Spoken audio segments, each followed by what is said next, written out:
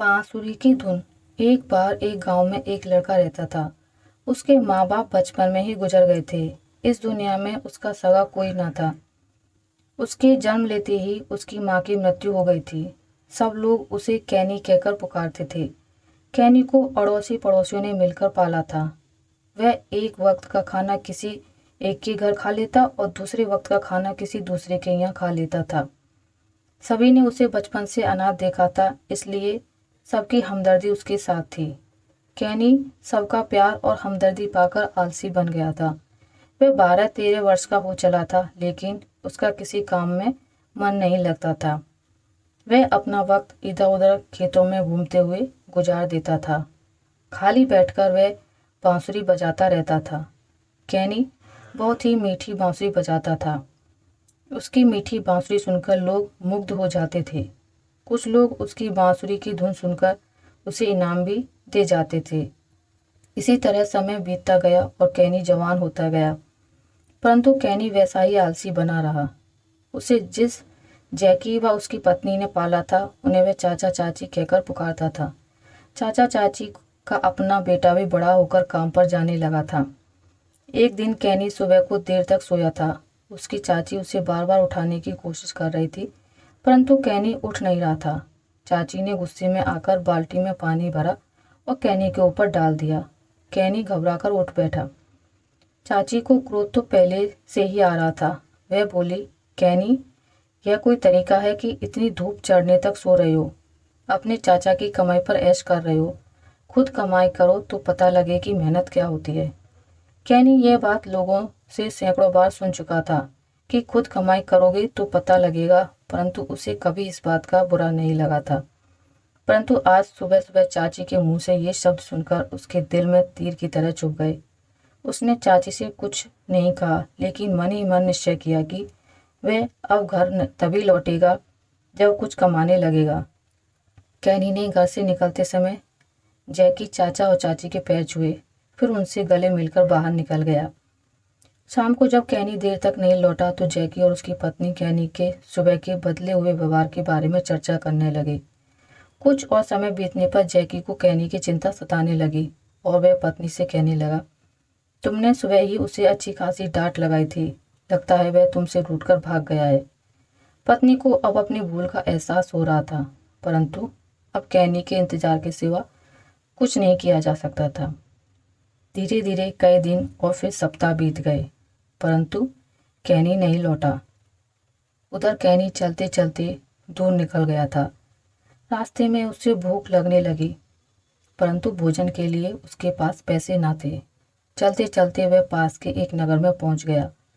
वहां जाकर उसने अनेक लोगों से काम मांगा, लेकिन उसे काम नहीं मिला। एक तो वह कोई काम नहीं जानता था, दूसरे बिना किसी जान पहचान के कोई उसे नौकरी देने को तैयार ना था। थक कर वह एक पेड़ के नीचे बैठ गया और जेब से निकालकर बांसुरी बजाने लगा। इत्तेफाक से उधर से एक संगीतज्ञ अपने घोड़े पर निकल रहा था। उसने कैनी की बांसुरी की मीठी धुन सुनी तो वह उसकी योग्यता पर मुग्ध हो गया। संगीतज्ञ कैनी को अपने साथ ले गया और उसकी खूब आवभगत की। वह संगीतज्ञ राजा के दरबार में गिटार बजाकर राजा का दिल बहलाया करता था। अगले दिन जब वह राज दरबार में गया तो राजा से कैनी की खूब प्रशंसा की। राजा ने संगीतज्ञ से कहा, हो सकता है कि कैनी वास्तव में गुणी कलाकार हो, परंतु हम पहले उसकी परीक्षा लेना चाहते हैं। अगले दिन राजा ने अपने राज्य के अनेक बड़े बड़े संगीत विद्वानों को अपने दरबार में बुलाया। सभी विद्वान अपने अपने वाद्य यंत्र लेकर दरबार में पहुंचे।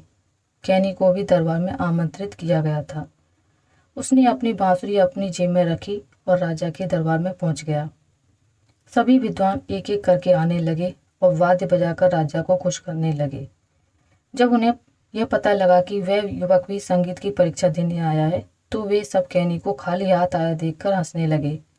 वे आपस में खुसर फुसर करने लगे कि यह छोकरा उनकी योग्यता के आगे कहाँ टिक पाएगा। सबके पश्चात कैनी की बारी आई तो उसने राजा के सामने जाकर नतमस्तक होकर प्रणाम किया। फिर वहीं जमीन पर बैठकर अपनी बांसुरी बजाने लगा। उसकी बांसुरी की धुन वास्तव में इतनी मीठी थी कि सभी लोग मंत्रमुग्ध होकर धुन में खो गए। कैनी ने जैसे ही बांसुरी की धुन समाप्त की, राज दरबार तालियों की गड़गड़ाहट से गूंज उठा।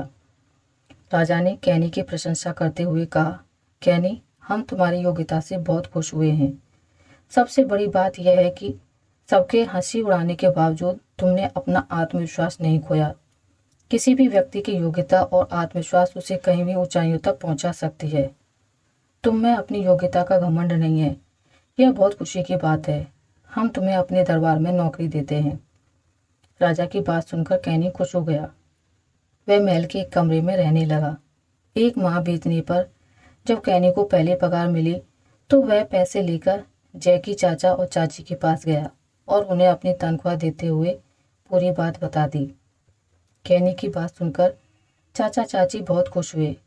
उसके पैसे उसी को वापस देते हुए चाचा बोले, बेटा, तुम जहाँ रहो सुखी रहो, परंतु यह बात याद रखना कि कोई भी कला छोटी नहीं होती। तुम्हारी बांसुरी ने ही तुमको यहाँ तक पहुँचाया है। तभी तभी कैनी की चाची भीतर से आई और बोली, ईश्वर की कृपा से तुम्हें सब कुछ प्राप्त हो गया है। अपनी मेहनत और लगन से तुम और तरक्की करते जाना, यही हमारा आशीर्वाद है।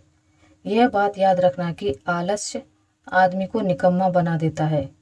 कैनी चाची से लिपटते हुए बोला, हाँ चाची, मैं मेहनत की कीमत पहचान गया हूँ। अब कभी आलस्य नहीं करूँगा और जी लगाकर काम करूँगा। चाचा चाची का आशीर्वाद लेकर कैनी राज दरबार में चला गया और सुख से अपने दिन काटने लगा। तो दोस्तों, आपको मेरी आज की वीडियो कैसी लगी मुझे कमेंट करके ज़रूर बताइएगा।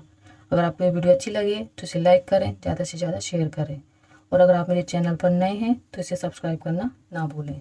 मिलते हैं एक नई कहानी के साथ, तब तक के लिए नमस्कार।